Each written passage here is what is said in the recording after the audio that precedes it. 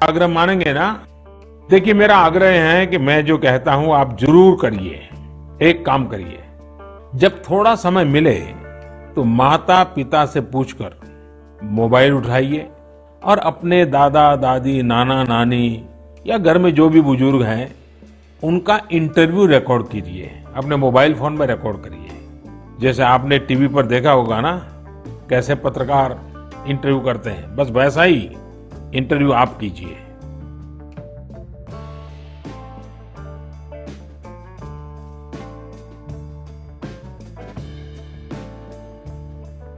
नमस्ते, welcome to बुक्कर siblings. जैसे मैंने आपको प्रॉमिस किया था कि अगली बार हमारे दादाजी होंगे, तो आज हमारे साथ है हमारे दादाजी दयाराम मंगलानी, जो कि एक पॉलिटिकल एक्सपर्ट है, मेडिसिनल एक्सपर्ट है। तो आज हम बहुत सारी जानकारी इनसे हासिल करेंगे, इनका पूरा ट्रेजर हम उनसे ले लेंगे। तो देखते रहिए, बहुत मज़ा आएगा, बहुत ही मज़ेदार हमारे बातें होने वाली हैं। तो चलिए स्टार्ट करते हैं। जय सिया राम दादाजी। तो चलिए हम स्टार्ट करते हैं। आपका जन्म कहाँ से हुआ था? उस समय हिंदुस्तान था, लेकिन अब वो पाकिस्तान है। महेंद्राबाद सिंध में 1931 के 26 मार्च को इधर हुआ। तो आज जो पाकिस्तान है, आप उस टाइम के हैदराबाद सिंध था वो? मैं पूरी सिंध घूमा। ओह, कोई नहीं, हमारा जल्दी हो जाएगा वो। हाँ, वो आशा तो है कि मोदी सब मुमकिन है। बिल्कुल। तो फिर आपके जो बचपन कैसा रहा आपका बचपन? हमारे ईश्वर की बहुत कृपा रही। लेकिन मैं मैट्रिक पढ़ता था, उस समय पाकिस्तान हो गया, पढ़ाई वहाँ नहीं हो सकी। फिर यहाँ हमने आकर के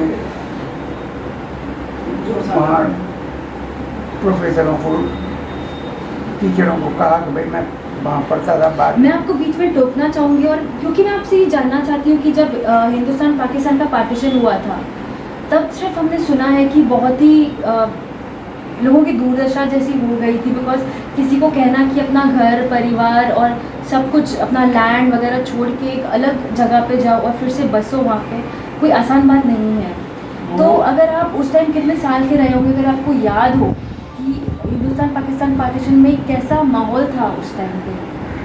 मेरा 16 साल पूरा हो चुका था, 17वां साल चल रहा था। रात को 12 बजे जब अनाउंस हुआ, तो रात को 12 बजे हम भी मेले में गए थे। काफ़ी लोग मुसलमान इकट्ठे हो गए थे, अल्लाह अकबर कर बोल रहे थे, पाकिस्तान जिंदाबाद, पाकिस्तान से नारे लग रहे थे। डर भी लग रहा था, लेकिन मैं वहाँ गया था, देखा था वो सीन, हमको याद है। उसके बाद तो हिंदुओं पर इतना अत्याचार हुआ, मुसलमानों पर, सब सिखों पर इतना अत्याचार हुआ जो वर्णन करने लायक नहीं। जी, मैं समझ सकती हूँ, क्योंकि हमने भी जितना पढ़ा है, सिर्फ वो पढ़ के ही इतना डर लगता है। आपने तो पूरा बाकायदा आंखों से देखा है, तो मैं समझ सकती हूँ। तो फिर आपके लिए कैसा रहा यहाँ पे एकदम से भारत में आके अपना नया जीवन स्टार्ट करना फिर से? हम यहाँ आए तो कुछ काम करने के लिए, तो घर में बहुत छोटा छोटा काम करने लगा। चाय अपनी बना करके मैट्रिक में मैं सीखा था चाय बनाना। हमारे पेन की इंक जो होती है, पेन उस समय सिर्फ 3 इंक फॉरेन की आती थी, इंडियन को इंक नहीं बनती थी, इसलिए बहुत शार्टेज थी। वाटरमैन, स्वान और पार्कर, 3 ही थी और बहुत शार्टेज थी। तो मैं उस समय अपनी स्याही बना करके स्कूल के लड़कों को बेचता था। वो 2 रुपये बिकती थी, मैं 1 रुपये बेचता था। लेकिन 1 रुपये में मुझे 10 आना तो बच ही जाता था, 12 आना बच जाता था जी। और उसी से भी मैं पूरे घर का खर्चा ले लेता था। इतना हम 10-15 शीशी बेचते थे, 10 रुपये मिल जाता था। उस टाइम पे 10 रुपये पूरा घर 10 को रुपये का पालता था। बहुत अच्छा घर चल सकता था। वो उस समय 2 आने 3 आने से दूध था, रुपये का 10 किलो गेहूँ मिलती थी। वो हमारे यहाँ 2 आने से दूध हमने खरीदा है। और फिर उसके बाद आपने क्या किया? उसके बाद मैं थोड़ा फार्मास्यूटिकल कोर्स पढ़ने गया। वो हमने 2 साल का कोर्स किया, डिप्लोमा कोर्स किया। उसके बाद ईश्वर की कृपा ऐसी हुई कि हमारे डॉक्टर जो बहुत फेवरेबल थे, उन्होंने कहा कि तुम्हारा भाग्यशाली लड़का हो, तुम्हारा बहुत आगे फ्यूचर हमको अच्छा देखने में आता है, इसीलिए तो अपनी दवाई कंपनी खोली।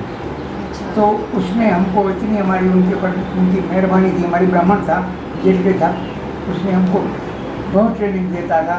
मैंने थोड़ा थोड़ा बहुत छोटी स्केल पर दवाई बनाते थे और तांगे में दवाई बेच जाते थे। फिर कुछ समय के बाद वो हमने वो तांगे से लेकर के फिर अपनी पुरानी बहन खरीदी, उसी में प्रचार करते थे, उसी में दवाई बेचते थे। उसके बाद जल्दी जल्दी इतनी इम्प्रूवमेंट होती गई कि हम अपनी पुरानी वैन कोई लिए वो उसी में प्रचार करते थे, उसी में भी हम करीब 10-15 रुपये रोज़ कमा लेते थे। रोज़ पहले आपने कहा 10 रुपया प्रति महीना कमाई हो जाती थी शाही बेच के। शाही रोज़ 10 रुपये की शाही, 15 की 20 की बेचता था, 15 रुपये 10 रुपये मिलता था रोज़ का। पूरे घर का खर्च 8 आदमियों का मैं चलाता था। ओह, 8 आदमी। कितने भाई बहन हैं आप? हमारे 4 भाई हैं, 4 बहन हैं। और आप कौन से नंबर पे? आप सबसे बड़े? हम सेकंड नंबर हैं। सेकंड भाई हैं। फिर यहाँ आए तो फिर धीरे धीरे वो डॉक्टर ने हमको बहुत मदद की, हमको लाइसेंस दिला दिया। उसके बाद उसने करेज गवर्नेंस किया, ड्रग कंट्रोलर को इम्प्रेस किया, मेरा नाम टेक्निकल एक्सपर्ट में आ गया। फिर गवर्नर के मुंशी का मुझे सर्टिफिकेट मिला कायम टेक्निकल एक्सपर्ट। तो भगवान के दया से दिन दुना रात चौगुना कंपनी बढ़ती गई। तो ये कंपनी कहाँ पे थी? मतलब आप जब पाकिस्तान से हिंदुस्तान आए तो आप कहाँ सेटल हुए? बनारस में सेटल हुए। बनारस में, ओके। पहले 6 महीना दिल्ली के पास में रेवाड़ी में रहे, फिर उसके बाद काशी में आए। काशी में डॉक्टर बहुत ही सक्सेना डॉक्टर था हमारा जो इंचार्ज था, वो उसने हमको बहुत काफ़ी हेल्प किया। हमारे पर इतना उसका प्रेम था कि कहता था कि मुझे पुत्र की तरह मानता था, इसीलिए मुझे आगे बढ़ने का चांस मिला। और माता पिता की भी हमारे पर आशीर्वाद थी जी। हम माता पिता के बहुत सुपात्र पुत्र थे। तो जब कोई भी बच्चा माँ बाप की सेवा करता है तो उसकी गलती तक बिल्कुल। वैसे ही हमारे पर ईश्वर कृपा थी, माँ बाप की कृपा थी। मैं अच्छी खासी हमारी कंपनी चलती, दिन रात फैक्ट्री काम करती थी। तो ये आयुर्वेदिक थी या एलोपैथी? हमको एलोपैथिक पेटेंट मेडिसिन का लाइसेंस था। अच्छा। लेकिन आयुर्वेदिक दवाइयाँ भी बनाते हैं, उनका भी लाइसेंस हमने ले लिया था छोटे भाई के नाम से। अच्छा। तो दोनों कंपनियाँ एक में चलाते थे, अपनी गाड़ी से दोनों का काम चलता था। फिर वो कुछ समय के बाद उसने अपना काम किया, मेरी दवा की एलोपैथिक में। क्या आप हमारे दर्शकों को बता सकते हैं कि कोरोना वक्त में घर में ऐसा कोई घरेलू इलाज जो इम्यूनिटी बढ़ाए और उनको स्वस्थ रखने में मदद करे?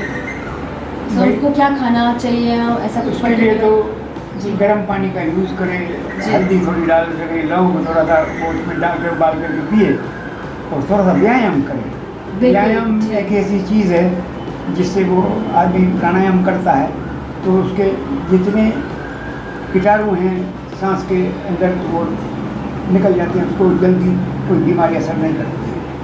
और ईश्वर की कृपा है, I am now 90 years old, लेकिन हमको कोई भी विशेष बीमारी हमारी लाइफ में हुई नहीं है जी। अभी तक।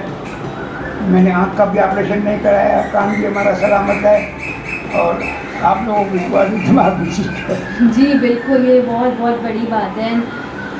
मतलब जिसके ऊपर शिवा की कृपा हो उसको तो कौन ही क्या ही कर सकता है जब महाकाल आपके साथ। जहाँ पर कृपा राम की हुई तहाँ पर कृपा करे सब कोई। मुझे पर भगवान की कृपा है, जिन्हें सब हमको पर दया करती है। जी।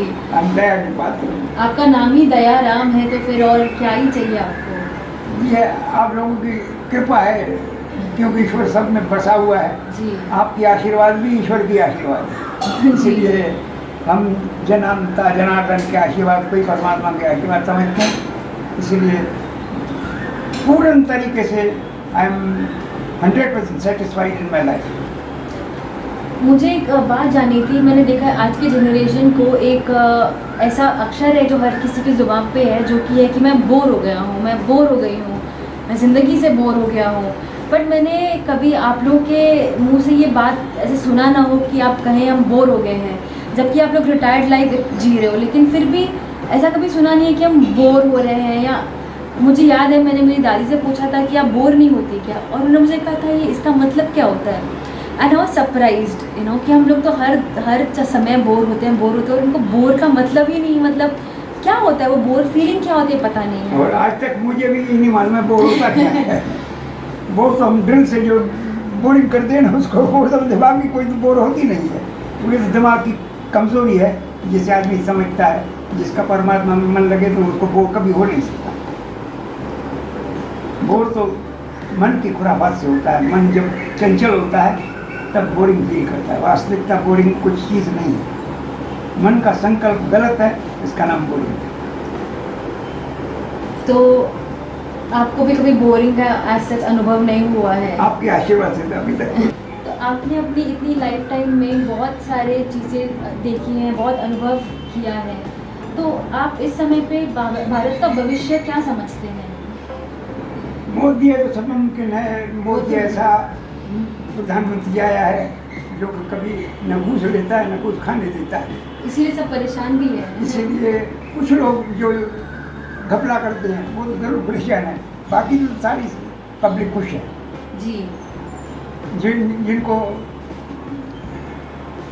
ये घपला करना है, चोरी बेईमानी करनी है, वो दुखी है जरूर। जी। और आप हमारे जो दर्शक हैं, जो हमारे युवा हैं, उनके लिए कोई संदेश देना चाहेंगे कि उन्होंने अपना ज़िंदगी कैसा व्यतीत करना चाहिए, जिनके चलते उनके दिमाग में कभी बोर ये शब्द ना आए? सबसे न पढ़ा लिखा हो, भले न हो, भले कुछ भी दुनिया के एक्सपीरियंस न हो, लेकिन जो माँ बाप की बड़ों की सेवा करता है वो जीवन में कभी दुखी होता नहीं, उसको सुख मिलता है। ये मेरा पर्सनल एक्सपीरियंस भी है जी। और जो भी बड़े माता पिता की सास ससुर सेवा की और आशीर्वाद के पात्र बनते हैं। बेटी वो परमात्मा का पवित्र पात्र बनता है। जी। भगवान उस पर बहुत प्रसन्न रहते हैं। मेरा आपसे आखिरी एक निवेदन है कि आप मेरे साथ ये कहें, CKMKB। इतना तो मैं पढ़ा लिखा CKMKB। बी। सो फ्रेंड्स, आप जानते हैं इसका मतलब क्या है। I am sure you enjoyed this. और मैं आपको एक बहुत इंपॉर्टेंट चीज़ यहाँ बताना चाहूँगी। अगर आपको हमारा प्रीवियस वीडियो याद हो जहाँ पे हमने दादी से बात की और जब हमने दादाजी से बात की, अगर आप सुखी जीवन का एक मूल मंत्र दोनों की बातों में अगर आप देखें तो एक ही था, जो था कि बड़ों की सेवा करें और उनके आशीर्वाद का पात्र बने, तो आपका जीवन बहुत सुखमयी होगा।